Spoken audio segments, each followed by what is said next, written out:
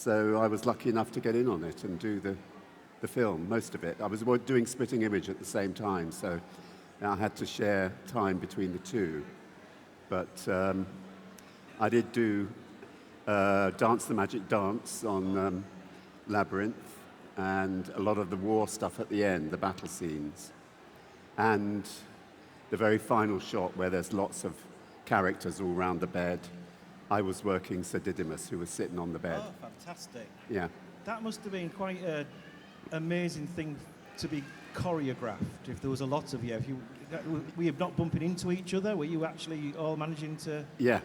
Wow. Yeah, it was difficult, but it was all done. It took us a week to shoot the scene, the whole song. So we were doing it for a week before it was finished. And it was done in very small bits, of course, you know.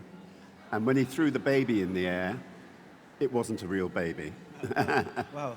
It was a dummy. Yes, I'm glad you cleared that up. So, as a puppeteer, many people might think it's putting your hand in a puppet and doing a voice, but there's a lot more to it than that, isn't it? Because these puppets have got personalities and characteristics. I mean, how do you come up with a character? Well, with a show like Pipkins, I was given the brief outline of what they wanted, and then I had to go away and come up with a voice and a character. And because we were doing it over 9 years, the character develops quite a lot over that period. And also, the writers come in and they watch what you're doing. They watch what you're doing between the takes when you're playing around. And that affects the way they write the show. So it kind of it's a really good thing to be able to do a show for a long time, because it develops the character. You can develop a character, which is exactly what happened with Hartley, you know, for me. So I think I remember seeing an interview with somebody who was working on The Dark Crystal at the same time as they were working on a Muppet film, and he was talking about the difference between what he called the Muppet bop, the way a Muppet would move, and the way something more realistic like a Skeksis would move. So yeah. does that influence you at all as well? Do you know? Yes. The actual movement aspect. Well, yeah. You different techniques for different things. I work on a show called Avenue Q, which is a musical, and I train the actors to use the puppets for that, because it's a kind of parody of Sesame Street, and they work in the same style as the Hensons do, which is something I've learnt over the years, because I've worked with the Hensons from Labyrinth in 1985 right the way through to 2016 when we did that puppet game show, which was a Saturday night show. So I've worked with the Hensons a lot, and I've learnt their style, and I know how to do that. I can apply that in a training session quite easily.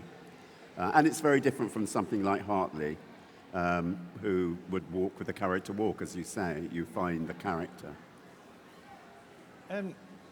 What came first for you? Was it acting or puppeteer work? And how did you fall into puppeteering? Well, I set out to be an actor, and just at the same time as I started doing Pipkins, I did a commercial for Vic Sinex called, where I was a character called Malcolm, and I was supposed to be taking my exams, and it showed every Christmas, every winter season for about 10 years. So I got very kind of well known for doing that. And I think it got wanting to be famous out of my system, because it's very intrusive on your life. So I decided at that point that I wouldn't pursue the acting, and there was a lot of this puppet work around, so I went with that. And that's when I started. With Pipkins finished, there was a short gap when I did a series with George Cole, and then I went into Haggerty. Yes. Oh, you're well versed. Yeah. I produced that with him. That was a series of stories written by Elizabeth Lindsay, who was playing Topov in Pipkins. And she and I got together when it finished and looked to do this. And we did it with Yorkshire TV. And then Spitting Image came along and I did that.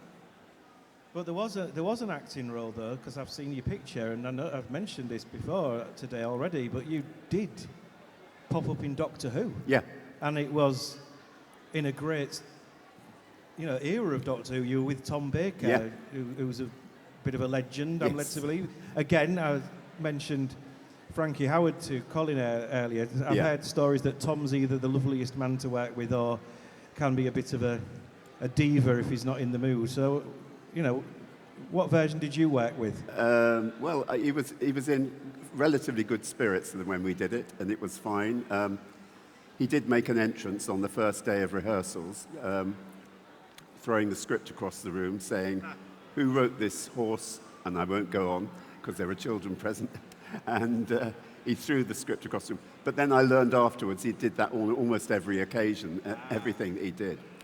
Anyway, but there is a story that I can tell you about Tom, and that is Paul Seed, who was playing the villain in the series I did.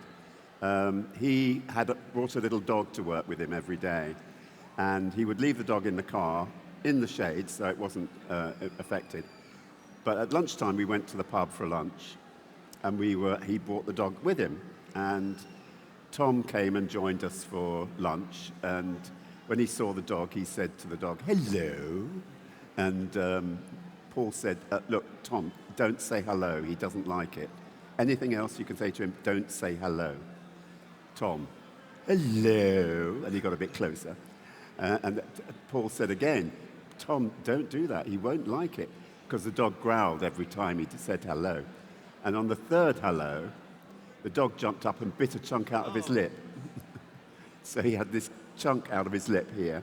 Yeah, that's on screen as well, It is. isn't it? That? It is. Yeah. Oh. Because this was in the middle of recording the show. So we'd already shot a lot of the scenes, and we were in the middle rehearsal period. As you were talking earlier, we did get a rehearsal period. We had 2 weeks. And we still had to then shoot others.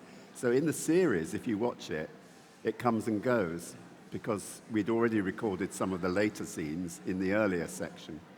So he does lose it. And they tried to cover it up with makeup, but it just got infected. No, it didn't work.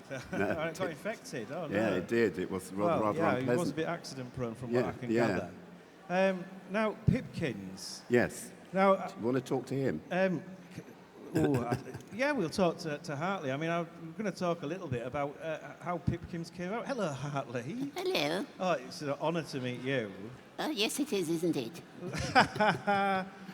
You're exactly as I expected you to be. Oh, and you're one of the legends of 70s TV. oh, yes, I am. I'm sure I am. Yes. And I was about to ask Nigel. I'm sure you can join in here, but Pipkins was. It was one of the first times that ITV had wanted to do funded children's programmes, wasn't it? It was. It was. And this was going to be was this going to be a British Sesame Street? I read was one of the. It was inspired by Sesame Street. The IBA had seen Sesame Street, and they were very excited by it, and they wanted to put on something similar for children. So they commissioned 4 programs. One was Rainbow, one was Hickory House, then there was Mr. Trimble, and Pipkins was the 4th. And we all had 1 day a week, except for Rainbow, which got 2 for some reason, I don't know. Right. It was to do with them not having the weekend. All right, okay. Now, so it was set in a puppet shop? Yes. Yes. Of which, were you managing director? Am I right in thinking of something like that? Well, I like to think I was. You had an office, didn't you? I did, yes. Yeah. I had a phone. You had a phone, I do, and you had a very special technique for answering the phone because you've not got thumbs, have you? I've got these things at the end of my arm. Yeah. So how did you answer the phone for people who might wonder? Very politely. Never. Yes, sorry, I don't know your name. That's Andy. Andy, oh. Yes. I've forgotten it already. Well, that's me, very memorable. We can't all be as memorable as you, Hartley. No, that's true. I hope you don't mind me being rude, Hartley, but you do look in very good condition these days. Have you had work done? I've had work, yes. Oh, well, I'm afraid so. I've had the odd stitch here and there. Why not, though? Yes, why not? Indeed. No, and nowadays with HD TV, if you were to be back on the screen, then obviously you do want to look your best. We don't want anything. Oh, I do. Yeah, I do look my. I'm very expensive, you know. This costs a fortune. This stuff. Wow. Apparently. I'm honoured to be near such a lavish, expensive. Hare? Yes, yes, you are. One of the things I did like on Pipkins, Hartley, was when you went out and about. Oh, You yes. like went on buses and in trees and all sorts, didn't you? Yes, we did. We seem to live somewhere north of London called Elstree. And I was at the bus in Edgware, which was very local. We didn't have money to go far. The budgets were low. We did go out and about. We made it to Southend one day, which was about as far as we could go. But that was the beach. But the premise of the series was also, one of the reasons for the series happening was for children who lived in tower blocks and who never got out to experience things outside in the world. Good. You know, and at that point, It had a really good ethos, didn't it? It And did. I think one of the other things that's worth noting, I mean, if anyone knows about the history of Pipkins, it was one of the first children's TV shows that actually dealt with the subject of death, wasn't it? it was, yeah. Which was groundbreaking, really, wasn't it, at the time? It was an amazing decision. It was the first program. It was about 9 years before it happened on Sesame Street, and they did it. But yes, George Woodbridge, who was the actor playing Inigo Pipkin, which was the original title of the series, he died about a third of the way into the second series. And whilst we carried on shooting that series and saying he'd gone fishing or whatever, it was decided between the two series to tackle it head on and say what had happened. And it got a lot of positive response, apparently. We didn't see it, but, you know, it got a lot of positive response. And I think it was a very interesting thing. In fact, it was so good, we did it again about 2 years later with a pet. And the other thing that was, I mean, quite big, I guess, at the time was a lot of the characters in Pipkins had regional accents. That was unusual. Yeah. Yeah. Because it didn't happen anywhere else on any of the other shows, as far as I know. So I think Pig was a Brummie. That's Pig right, was a isn't it? Brummie. Chopov was a Cockney. Hartley was Hartley. And who else? There was Octavia, wasn't Octavia. She was French. there? Yes. And Mooney, the badger, he yes. was Irish. Right. And then there was Angus McHare, who was obviously Scottish. And so, yeah, quite a few different regionals, yeah. The other thing that I do remember as well, which was quite a bizarre thing to see, Hartley had his own puppet. Yes, yes.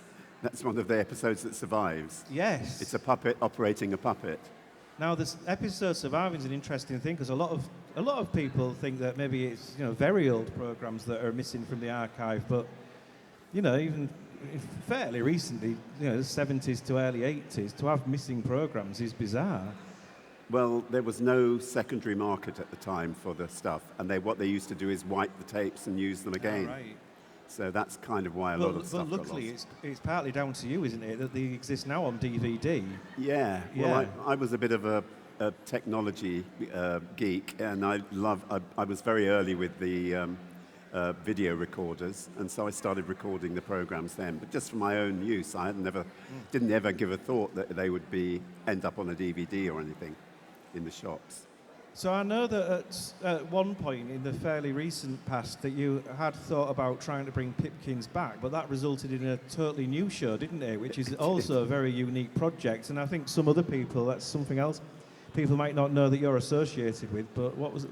Well, we tried to bring Pipkins back, but we started talking to ITV about it, and they couldn't be sure of who owned the rights to it any longer, because it had been 30 years since it was made, and the company had been sold several times over that period, so they weren't sure who owned it. So when we decided, myself and two of the writers from Pipkins, we decided we would do something of our own that was completely different, but was very much the same. Yeah. It had similar characters in it, and it was very similar, but it wasn't the same. And that ended up on the BBC, funnily enough, on the iPlayer. Yeah. That was called Monty & Co. Monty & Co, yeah. Yeah. Well, was there only ever one series of Monty and Co? Did you decide did you not want to carry on the project? No. It's the BBC. They ran out of money, so they couldn't afford to do it, and also the commissioning editors change. And usually, when you get a new commissioning editor, they don't want to recommission stuff that the last person has done. Right. Okay. So sadly, we didn't get the opportunity to do it, but we're still looking. Okay, and I'm aware now as well that Hartley, he'll record personal videos for you. He's got his own little business, hasn't he, there? He has, yes. Yeah. I don't know how he does it, but he has, yes. Oh, well. He will make a personal video for you if you, there's a card on the table where I'm sitting. He can say happy birthday to you or whatever.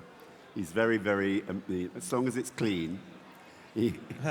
It's also worth mentioning as well that the other place people might know you from is you work with Monkey on the PG Tips adverts. Yeah. Have you always worked with Monkey through his different... Yeah, for 25 years now. 25 years of Monkey. Yeah, Wow. And in fact, PG Tips have just started using him again on the advertising campaign. There was a break for about 6 years. Yeah.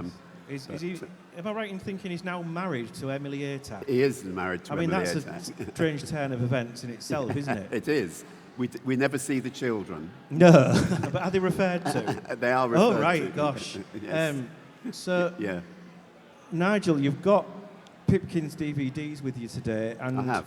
You've got photographs as well. Yep. And can people come and have a selfie with Hartley? Yep. Which I am building up to. I'm very nervous, but I've met him now, so I feel better. You can. I'm very pleased about that. And I am really happy that you came today and that you brought Hartley. It's a real honour to meet you. And, thank you for asking. You have been in some films and things that lots of people love, so thank you so much for coming. And ladies and gentlemen, can you give a big round of applause to Nigel Plaskitt, please? Thank you. And Hartley. Thank you very much. Yes, don't forget me. Thanks. That's okay. Pleasure.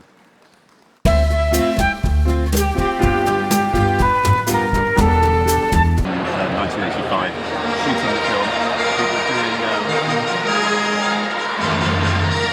Just tell me about Labyrinth. 3, 2, 1, Labyrinth. I started working on Labyrinth, doing the Dance the Magic Dance sequence. That was a week in the shooting at those two studios, and we were shooting all the time with about 50 or 60 puppets around the set, as well as David Bowie, who was giving the performance, and the baby, who was also in the performance.